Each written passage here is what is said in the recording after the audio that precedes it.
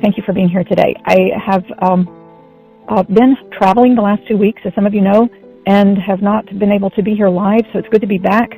Today's topic is continuing our prayers for planetary peace, and today we're, God willing, going to do a healing for generations of trauma from the collective planetary body. Right? Our prayers are needed in full force and then some now. I have just returned from 2 back-to-back trips. So weekend before last, I was with a group of World War II veterans, all 100 plus years old, or well, within the 100 range. Some of them a little less, some a little more, up to 103 on this trip to the World War II Museum to be honored for their service and all that they did for our country.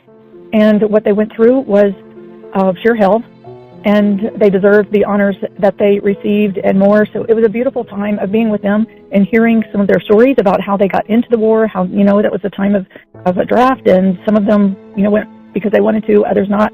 And, they are concerned for the possibilities of a third world war, and they had some things to say about it. So I want to share some of that with you today. I went from there to a Buddhist retreat center in Montana, the Namchak Buddhist Retreat Center, and Rabjam Rinpoche was there. He is a world-renowned Buddhist leader. He was an amazing man. He is an amazing man.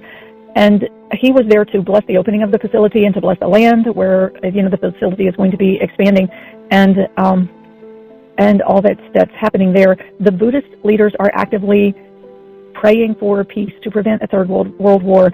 And so it was interesting for me, like, okay, God, what are you making with this? Going from World War II veterans and World War II Museum to the Buddhist Retreat Center and Prayers for Peace.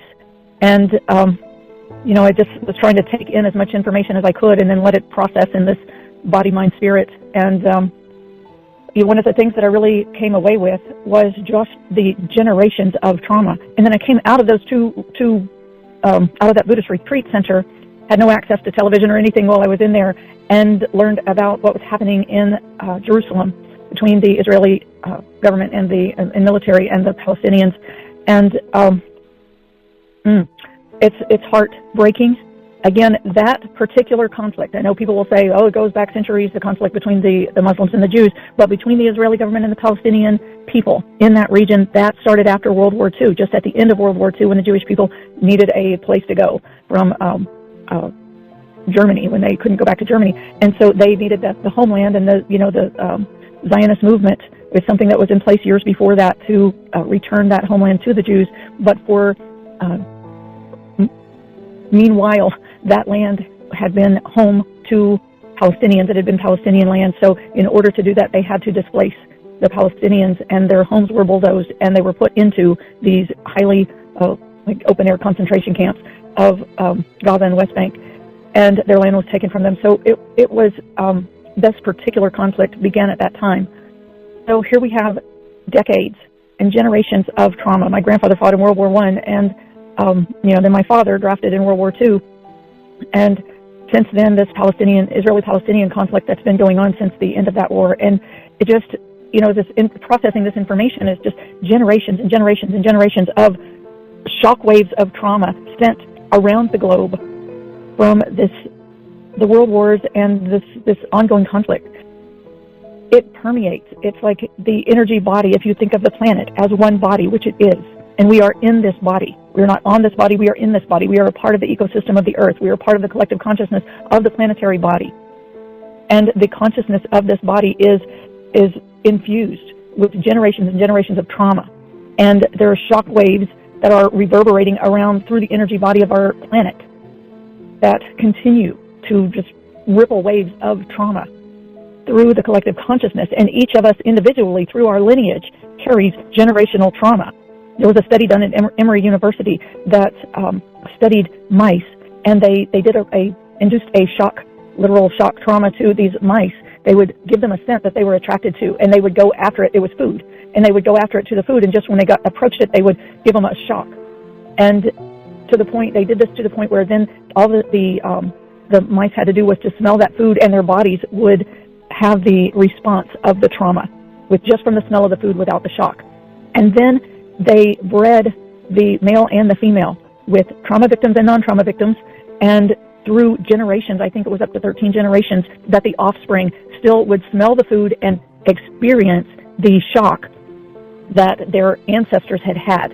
So it was proof of the reality of generational trauma. It comes through each one of us. We all have it in us. We've all lived through this, and our ancestors, our grandparents and our parents and grandparents and great-grandparents have lived through this trauma. It is reverberating around the world. So for the planetary body and for the individual bodies, we're going to do a healing today with lineage, healing the shock trauma from generations that have lived through the wars and the terror on this planet. So, and I apologize if that sounds really heavy going straight into it, but it's where we're at right now, and it's something that we need to come together to deal with. And, I'll encourage us also, I was thinking about this earlier, about how to really keep our energy vibration up high as we're facing the reality of what's happening on our planet, which is pretty dark, and how to stay in a high vibration to contribute to the high frequency. And there's we can't deny the totality of our emotions, like stuff some of them and only choose the high ones and be real and authentic. So it's through being real and authentic with what is, and offer sincere, heartfelt compassion and prayer. We are beings of compassion. It's a part of our nature and our reality, and compassion is a very high vibration. So by going through holding the compassion and holding a positive outlook on what may come, right? And knowing that everything is for a reason and in perfect harmony, if you will, on some level, on some plane. But we want to come with a high vibration and leave this with a high vibration as well, so that we are helping to lift the vibration as we are going into these places of healing these dense energies. Okay, so let's come into our meditation and healing circle. Well, that was kind of a long introduction, but let's come into our meditation and healing circle now, sitting side by side.